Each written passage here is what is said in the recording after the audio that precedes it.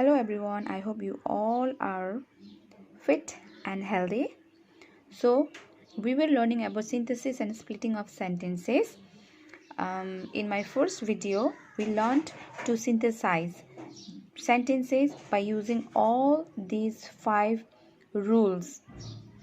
Synthesize means joining of sentences. Splitting of sentences we would learn later on. Now, in this video, I'd be teaching you to synthesize the sentence by using nominative absolute phrase and by using an infinitive. So, to understand these two, first you really need to know about all this rule. The students, if you haven't watched my first video, then first you need to go and watch that video, part 1 video of this lesson, synthesis and splitting of sentences. Then only you would be understanding more properly about joining the sentence by using nominative absolute and by using an infinitive. So here we go. So we'll be synthesizing sentence by using nominative absolute phrase. Okay, so nominative is a noun phrase that begins or ends a sentence, and that particular phrase has no grammatical connection with rest of the sentences. And most nominative absolute contain a participle or participle phrases which modifies noun or pronoun. So to understand these, okay, you really need to recall the rules that you had learned in video 1, okay, part 1 of my video. In that video, if you remember, if you still know the rule, there were obviously 2 sentences, and then the subject of the sentences was very same. I mean, the subject of the sentences in all the question was same, but in this type of question, the subject in both the sentences are different. Like in question number 1 we have it, in question number 2 we have we. So we have 2 different subjects. In rule number 1 that we had learned how to join the sentence by using a participle and like perfect participle, we dropped the subject and then we brought that subject here, and then we started and we joined the sentences into simple sentences. But here we will not drop the subject because we have 2 different subject, and the rule will be the same. The rule will be same. If there is am, are, was, were, you need to rewrite subject plus being. If the sentence is in active voice, you need to use having plus V3, okay. And if the sentence is in passive voice, you need to use having plus been plus V3. So let us understand it more properly with all these illustrations. In number 1, we have it is hot today, we will not go out. Since the subjects are different, we are not going to drop any of the subjects. We need to write its subject. So there is, and the rule is if there is, am, are, was, were, you need to write being. This is a shortcut rule in a nutshell. You need to bear this in your mind. So obviously we'll be writing it will be it. We are not going to drop this subject. It is will become being, it being hot today, and rest will be same. We will not go out. Okay, so here this is a nominative absolute. Nominative absolute would be this one. Okay, and you only have to understand in nominative absolute kind of question there would be 2 different subject, and rest all the rules would be similar. So let us understand more properly with all these examples. The school was over, the peon went home. So here also we have two different subjects. One is the school and another one is the peon. So we are not going to drop the subject because the subjects are different. If the subject had been same, we would have dropped the subject. Since the subject is different, we are not going to drop it. Otherwise, the rule for all those questions that we had learned in part 1 is same. Okay, only the difference is that you need to write the subject. So for question number 2, we'll write the school. It is very easy. If there is MR was or, you need to write being. The school being over, comma, the peon went home. Is that clear? In the similar way,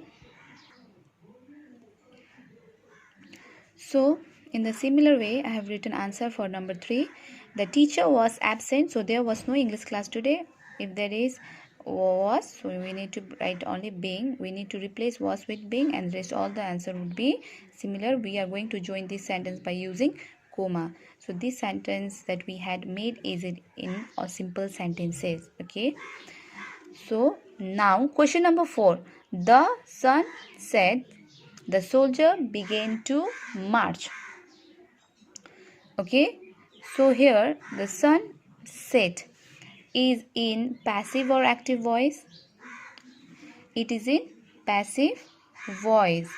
Sorry, it is in active voice. Okay, the sun set. Set is obviously here. The set is in V2 form. Okay, not in V1.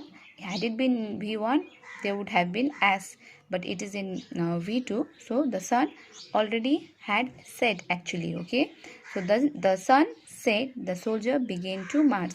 So this is in active voice. So we need to use this one, subject plus having plus V3, past participle. So the answer would be the sun having set, comma, the soldier began to march, full stop. So the rule are all same, only the difference is that we have used subject here. The teacher entered the class. The boys became silent. Is this sentence in passive voice? No, this sentence is not in passive voice because here we have entered. The teacher entered the class. Okay, it's in simple past tense. So the teacher having entered the class, the boys became silent. But now have a look at question number 6. The captain was killed. So this sentence is in passive voice. Was, is, am, are, was, were, has, have, plus been, plus V3. If we use past participle with is, am, was, were, you think you can analyze yourself that the sentence is in passive voice. Okay, so if there is a passive voice, the rule is same, having plus been plus V3. Otherwise, being, subject plus being. So we'd use passive voice rule. The captain having been killed, the army fled. Let us understand more properly. Question number 7. The work was done. The sentence is in passive voice. We need to use having plus been or being. If there is am, are, was, where, we need to use being. So you can use that shortcut rule either if you wanted to. So the work being done, we went back home, or the work having been done, we went back home. Meaning would be same. In this way we can join the sentence or synthesize the sentence. Answer would be both the answer would be correct. Number 8. The bell rang, the boys entered their class. Bell rang. This is in simple past tense. It is not in passive voice. So we are simply going to write. And please remember there are two different subjects. So we are not going to drop any of the subjects. The bell having. Okay. So the V3 of rang would be. V2 of rang would be. Ring would be rang, and V3 would be wrong. So ring, rang, wrong. V3. The bell having rung, the boys entered their class. And number last. The town was enclosed by a strong wall the enemy was unable to capture. Was enclosed. If there is was, we can either use being or having been. If it is in passive voice, we can use having been or being. Okay.